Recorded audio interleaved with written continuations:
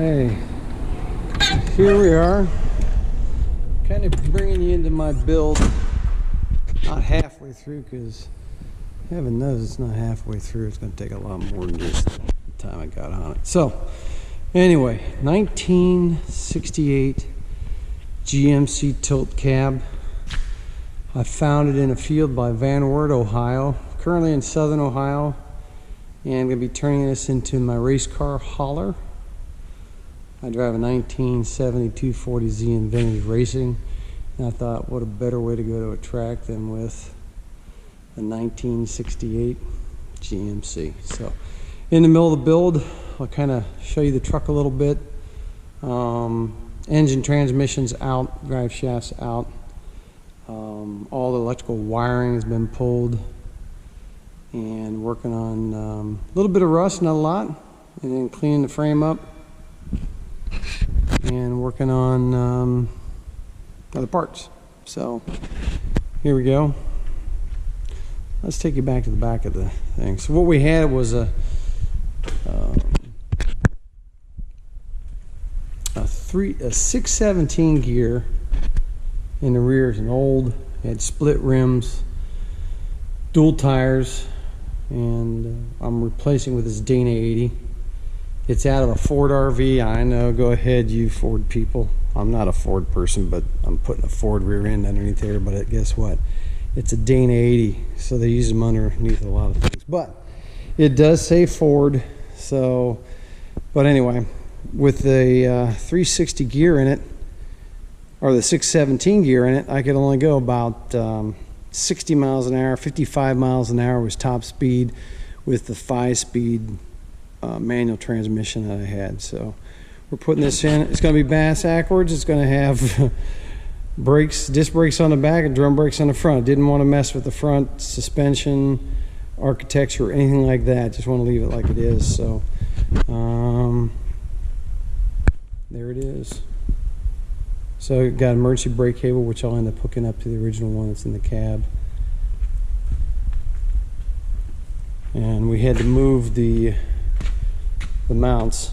We had to move those about 1.5 inches over, so we cut them off, set the pitch on the drive train correctly. My brother did that. He's really good at that stuff. I'm not. So this is the tilt part of it. It's kind of cool cab. This is not, I guess it's not the original paint. The original paint was white, but someone had this.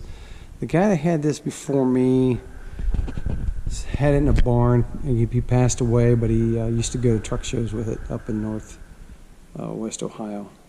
So it's gutted out.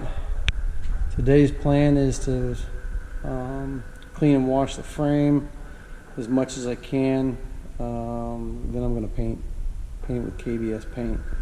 I don't know if you've ever seen KBS paint work, but this was all rusty. I cleaned it up, and you can see that it's like self-leveling paint. I'm going to go with gloss just because I want to go with gloss. People say, well, they're not supposed to do that on a truck. It's supposed to be this color. Right? But here's the thing. You can do whatever you want as long as it's yours, right? And who cares what everybody else says? So, well, let's open the cab up. Well, let's go around here in a second. So anyway, on the Dana 80, interesting thing is these are the tires I'm putting on. These things are beefy, man. I mean, look how wide those things are. Huge tires. Wheels now out of Wisconsin. Built these custom rims, steel rims. These things are heavy. I mean, real heavy. But they did custom rims. It's on. I'm learning a lot about trucks. Yeah, they're 8 3/4 inch by 10 lug on this one. So that'll fit this rear end. The other one is, I think it's 11 by 10, which is a semi wheels, which I initially had aluminum wheels with the 11.5, because I took it some other place to have them build the truck, and I thought, well, you know what, I'm just going to build it myself. Can't be that hard, right? And you can do it in a couple weeks, right? Yeah, no, that ain't going to happen. So I'm going to put those on today, put the wheels on today, and I'll fast forward and do that a little bit probably. Also working on my video skills, so who knows what's going to happen. So this is a GMC 4000. This truck did not come with the engine that's in it. It's got a big block 366, or a tall block, or a long block, or whatever they call it. I'm learning about that too. It has 275 horse, 575 pounds of torque. So, this was not a fire truck. A lot of people ask me that question. I put the race car on it and took it to a car show with the flatbed on it, and it was really interesting because some people like the truck and some people like the race car. Very few like both at the same time. I think they're both cool. So I have a windshield that's cracked. Got to replace that. So that is the cab. I'll go ahead and get inside of it and show you what it's like. And this is the way I got it. Again, I pulled all the electrical out. The floor had a little bit of rust, so we used the KBS on the floor. We'll figure out what we're going to do that later. So if we can go get up in here, I'm going to put this down because it's a pain to get in. Not a pain, but just hard. So anyway. So this is what it looks like from inside the cab. And again, I got it stripped out. Interesting thing with these gauges, they have these holes, and the gauge cluster, or the metal, just fit down and went inside these, and that's what held it on. So it was designed very simple, which is kind of neat. A lot of different spaces to put switches and gauges. And again, this one only had one gear in it, and then the guy had before me had a plate over this with a tack. Huge glove box. This is an access panel that gets you down to the oil, so you can check the oil and actually the radiator fluid too. It does that. Windows leak a little bit, so I got a little bit of rust on here. I'll have to clean that up. I need to get new seals. I don't know if that works. I know there's a wire that goes to it. Really cool truck to drive. You're sitting in front of the axle, so interesting. You probably don't get to see this view very often. So you can see the engine mounts, the forward engine mounts on the big block. They have an extra mount on the front of the engine. They don't use the side mounts, and they go through there. You can see this has power steering, believe it or not. It steers real easy. Let's see if we can move it. Yeah. It also has underneath here, well, I'll get that on the other picture, probably better. But yeah, the engine sits right there. It's real close. I'll drop this down. That's kind of cool back in there. As you can see, there's some rust I need to clean up and stuff. Not much else going on in here. Yeah, my son goes to Ohio State, so they got those. That was actually in the truck at the time.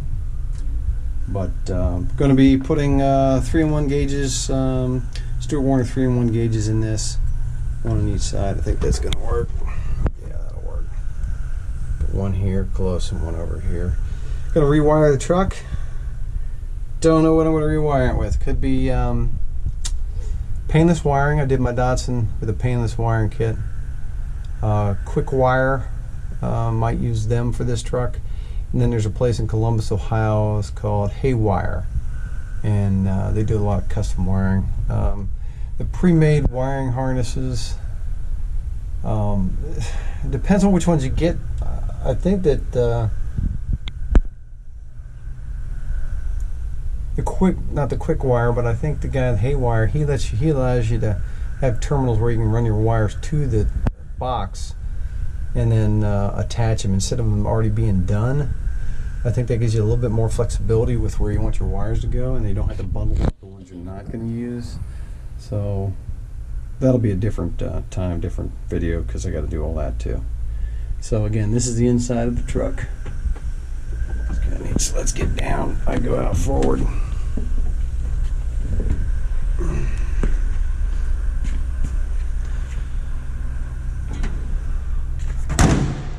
Nice. Don't like the heavy door sound. So this, interesting thing about this truck, I tried to get this wheel off and had a hell of a time getting it off. And what I didn't know, and with the other rear end, is that if you look, and I know some of you people are going to go, yeah, I knew that. And I'm like, well, hell, I didn't know that.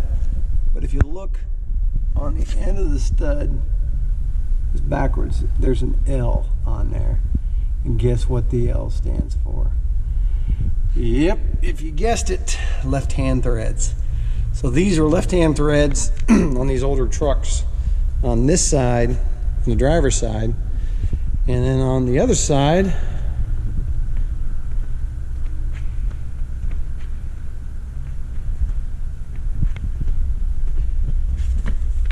they have an R. Here's a good R right there. All right. So these are split rims. So both this side had right and the other side had left. Now this truck, when I'm done, is going to have all right-hand threads except for the front left, which would be left-hand threads. So a little bit interesting on that. So this is the air-assisted brakes vacuum tank. Couple of lines. I was trying to clean them up and stuff, but down in there, I don't know if you can see it, but I'll ladies cab, you can see that the brake booster is attached to that big silver vacuum tank to help boost the brakes. This had has disc brakes, or had drum brakes all around, and they were good brakes. I didn't have any problem at all driving with it. So I'm gonna set this down and show you how to get the cab to come up. So, very well balanced.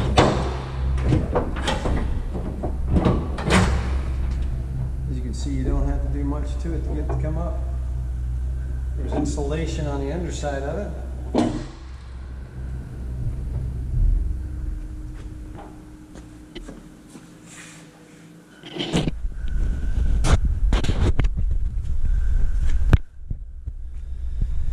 So those are all the wires and stuff. Brake lines, hydraulic lines. I got a little bit of wires going on there. Again, I cut all the wiring, took all the wiring out, but in the places where I needed the wiring, because those wires go up to the top. So I want to make sure I'll just add different wires to the end of that and have it plug in so it works like original. Also saved the cab lights that went up to the sides too. So that'll all be done. So here's the hydraulic steering. And again, I didn't want to mess with this because why would mess with that? That's good. And then that's the big drum brake. So we'll be taking those off sooner or later.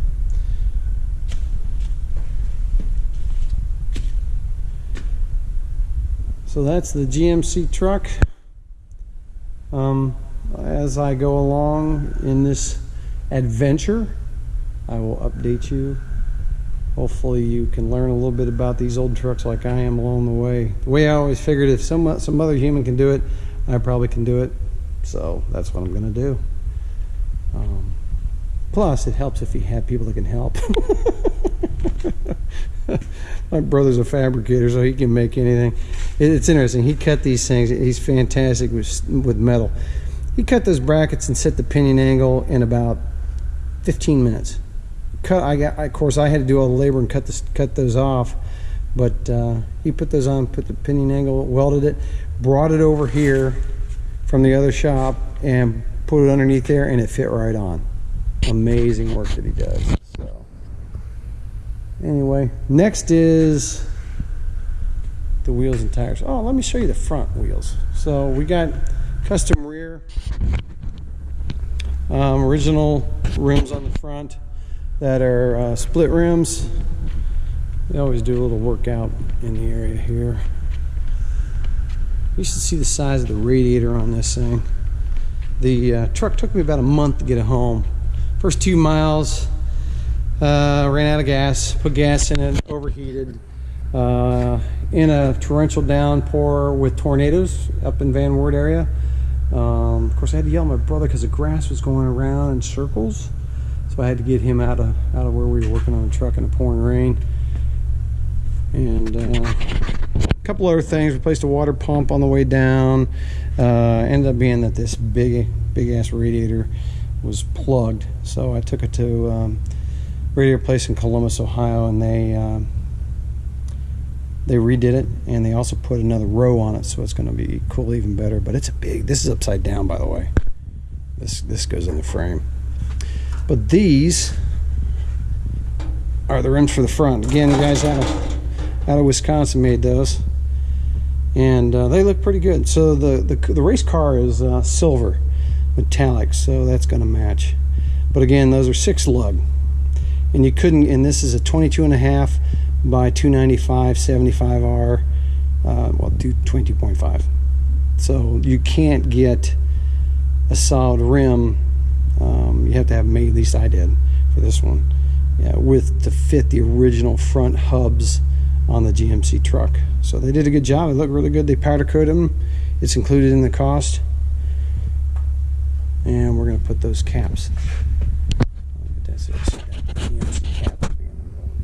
Still working on the back caps. So that's it for now. And I will get back with you once I get the rear tires on, show you what that looks like. I'm kind of excited to see what they look like. I have never been on yet, but I'm going to do it by myself. Problem is, these things weigh about 400 pounds. For me, it might as well be 1,000 pounds because I can't lift that thing. So they got these heavy duty rollers that they use in the shop for big steel things like that, and that one's light compared to some of the stuff they use. So my plan is to take that tire, put it on that, roll it on this, of course this way, and then use a jack to align the studs and put the tire on. So that's what I'm going to do.